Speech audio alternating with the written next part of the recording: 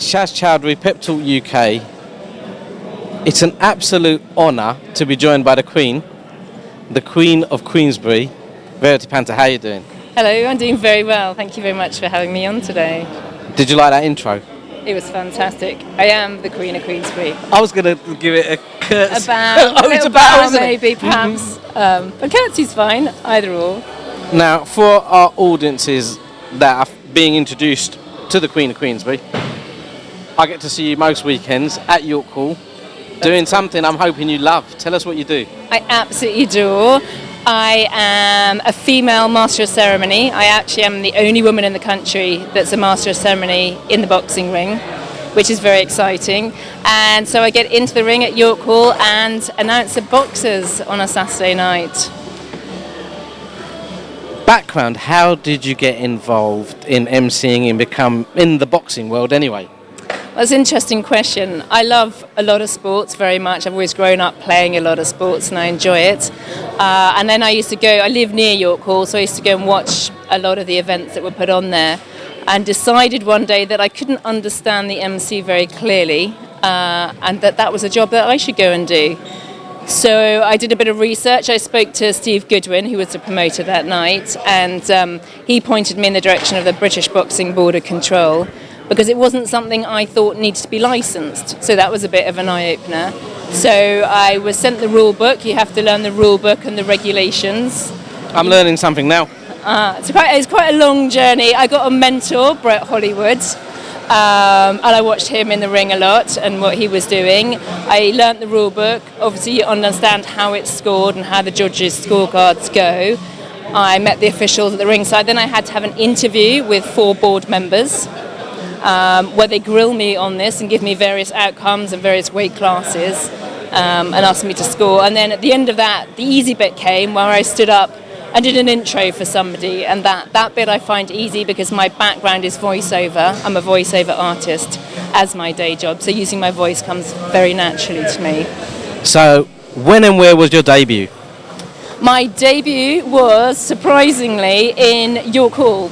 So my aspirations were to get work at York Hall because it's a historic home of boxing here in the UK, and that was my first job for Steve Goodwin Boxing Promotions. I went straight into York Hall to announce a show one day as Brett Hollywood actually got the call up to work. I think it was on Matchroom Boxing, so I stepped and filled his shoes at York Hall, and I haven't looked back.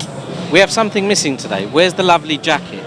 I left my jacket at home today because I'm not working tonight, sadly. Although from a distance, you were waving, I was waving back and I was saying, no, it can't be her. The jacket's not there. The jacket's not there. You're very right. I have a signature jacket that I always wear in the ring. It has my Queen of Queensberry logo on the back because that's the way I've branded myself as the Queen of Queensberry.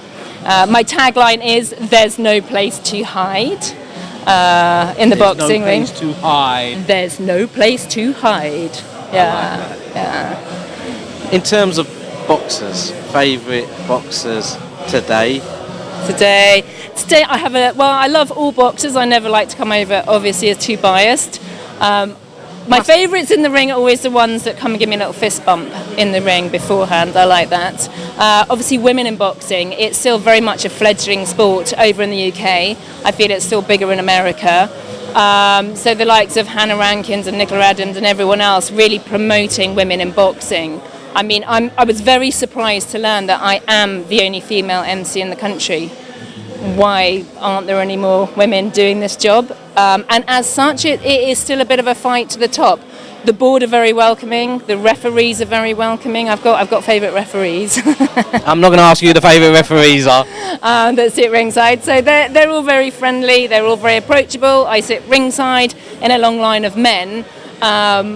But MC-wise, I'm still the only one, and getting the promoters on board is taking time. Whether I was brought on board to go and announce a women's fight, or whether they get me to run the show, I'm still having to sort of cajole them around their way of thinking. They just need to be at York Hall and see you in action, and they'll be swung over. Thank you, yes. Well, Sam Keenock, I did go to Glasgow, and I did Hannah Rankin's world title fight up there. and introduced that. So I just went in to do the big show up there. That was great. A historic day all round that. That was good. Yeah, it was a historic day around. Amazing for Hannah, amazing for Scotland, and my first time on TV. And amazing for you. Yeah, it was great for Brilliant. me. Win, Yeah. win, win. Yeah, exactly. Well, I'm sure this is the first of many an interview we're going to have with you.